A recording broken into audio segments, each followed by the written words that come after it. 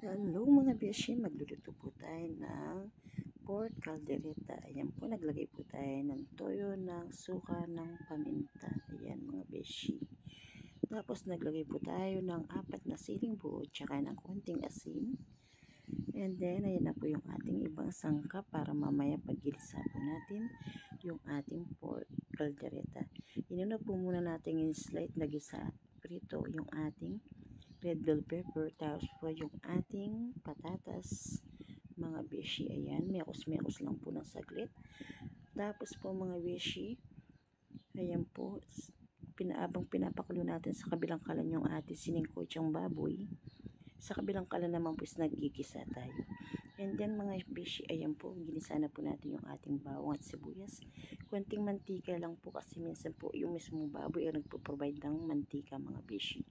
Tapos mga beshi, ayan, halos malambot na po yung ating pork liempo. Nilagay na po natin yung ating garbanzos. Ayan mga beshi. Para po masama sa makulo ng konti kasi medyo matigas po yan mga beshi. Tapos mga beshi, binus na po natin yung ating maliit na tomato sauce. Ayan. Tapos yung ating maliit na tirang tomato paste. Ayan.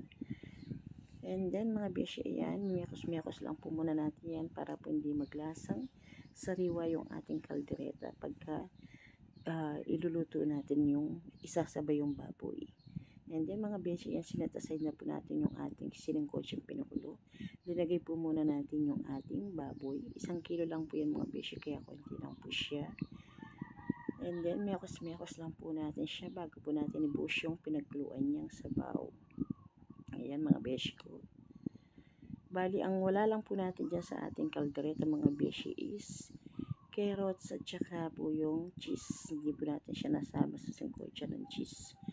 Ayan mga beshi, dahil medyo nagigisa na po siyang kumukulo. Bali, iraredy na po natin ilalagay niyan yung pinagkuluan natin sabaw kanina.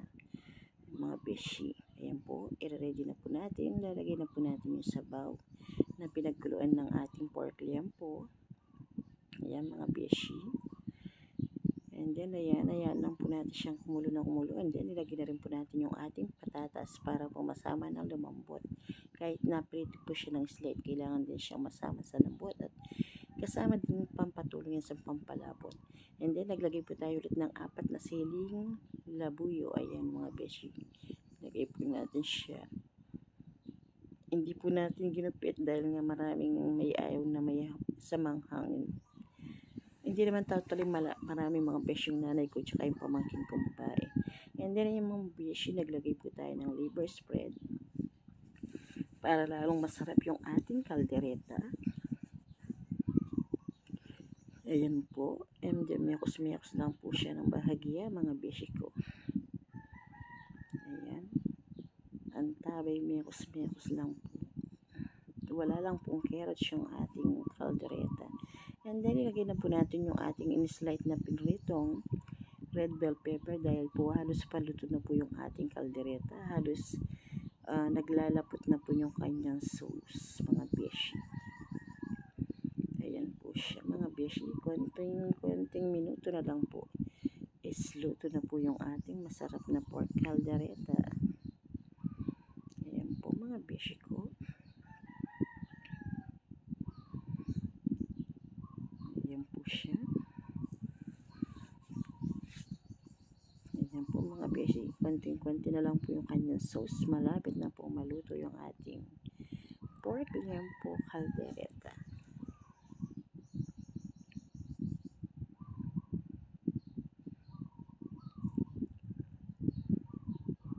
Ipi-plating na po natin yan yung ating pork liempo caldereta mga beshi dahil luto na po siya.